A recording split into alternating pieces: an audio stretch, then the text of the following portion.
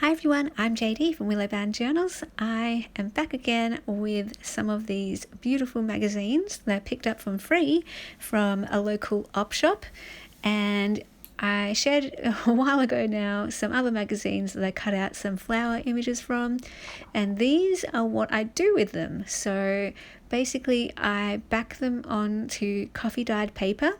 I sew all around the edges, cut them out, and then they turn into beautiful floral journal cards.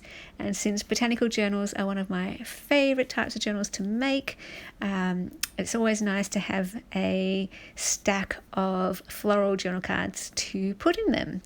So now I'm just going to look through another magazine and see what we can find.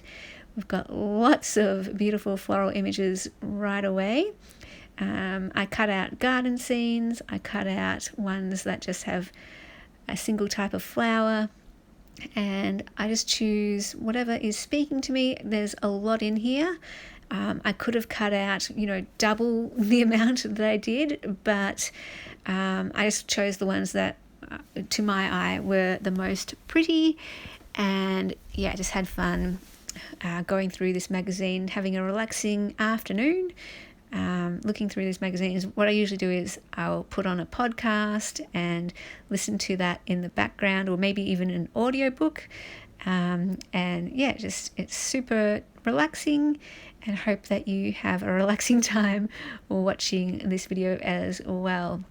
And maybe this gives you some ideas to look for some magazines, whether at your news agency or just at your op shop, and find some magazines that suit you.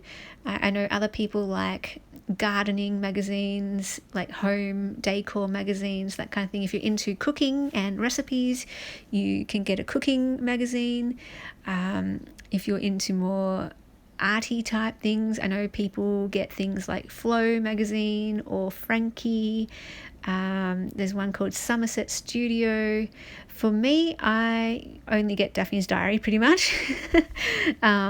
There's another one I really like called In Her Studio. That's a really lovely one about people's creative spaces, and there's just beautiful photography of their spaces. And then I wouldn't buy any floral garden magazines. It's just that these were free from the op shop, so I picked them up there. But otherwise, I just use secondhand books, and that's another thing you can look for if you can't find any magazines. Just look for used books from the thrift shop, or what we call them here is op shops. And that's where I usually get my floral images from, my floral pages. But every now and then I will also look for floral gardening books as well. So that's what I used to do in the past. I would look for garden floral books, or even just rose books or something like that. And then I'd go through the book, cut out all of the pictures that I liked, and turn them into journal cards.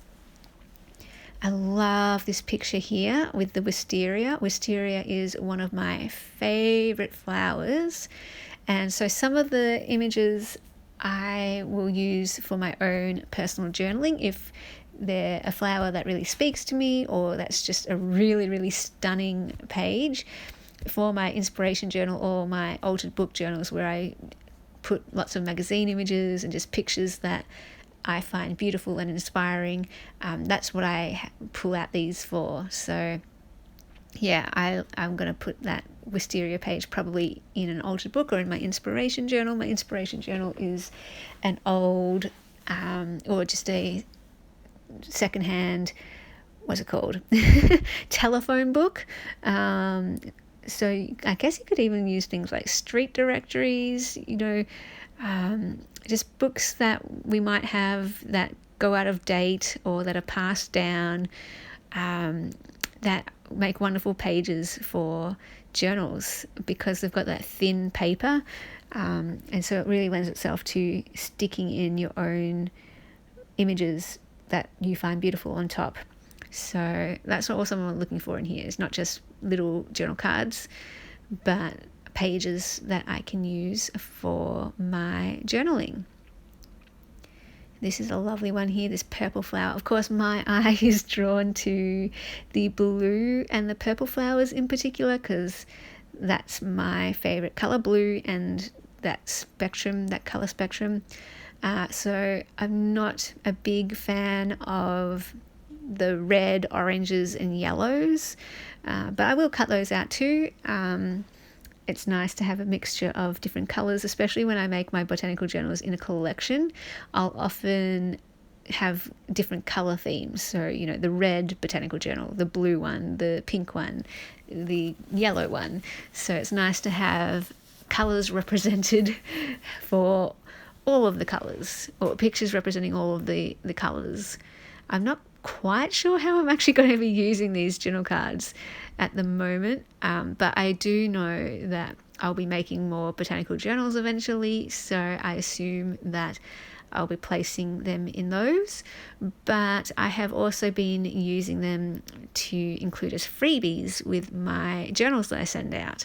So I always like to include some sort of freebie, whether it's a printable or some stickers or stamps or ephemera or some journaling cards, and especially because I make a lot of botanical journals, is one of my favorite themes. I like including something floral as a freebie. It just, you know, represents me, it represents what I like, and often it will go with the journal anyway because it has something, even if it's not a botanical journal, there will usually be flowers in a journal that I make. So even if it's vintage, it might be, you know, have a few florals in there. If it's a bird journal, I'm sure there'll be some florals in there. I tend to just really enjoy sort of the garden theme with birds, butterflies, florals, nature. So there tends to be a floral in there somewhere, and in a freebie it just works together anyway.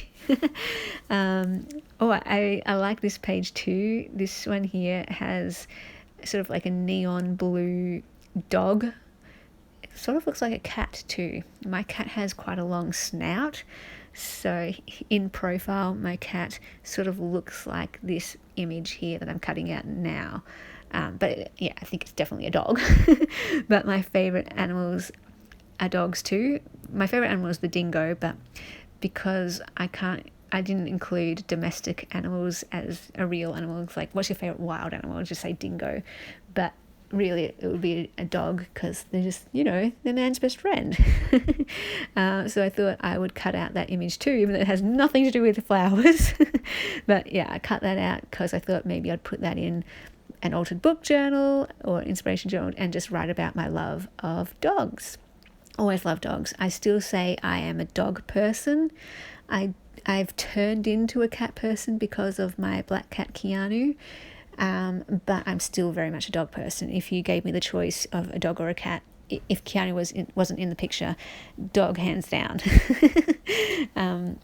But I can definitely see the appeal of cats now, and definitely see the benefits. You know, they've got some pros over dogs. But yeah, if I'm going with my heart, I'm definitely a dog girl. I'm also cutting out some other images too, like this crossword that reminds me of my grandma, my kindred spirit. She loved cryptic crosswords, and I would do the quick crosswords. I tried doing the cryptic ones, but I could never do it. And she would try to teach me, you know, she would show me how she got her answers. And I was always amazed. I'm like, wow, that is so cool, because it's sort of lateral thinking to get the answers to cryptic crosswords. And my grandma, she was so good at them. She would be able to finish them, and she did them all the time. I know we've gone to black screen, but I'm going on a trip down memory lane here. So yeah, just cut that out to remind me of her. And I love finding images like that, and I'll just put them into a folder. And then I have a collection of images that I can turn to whenever I want to journal about something. And it gives me inspiration. If I'm lacking inspiration for journaling, I can always go to that folder. So, okay, I'm rambling now. I better end. Hope you guys are doing well, and I'll see you in the next video. Bye, guys.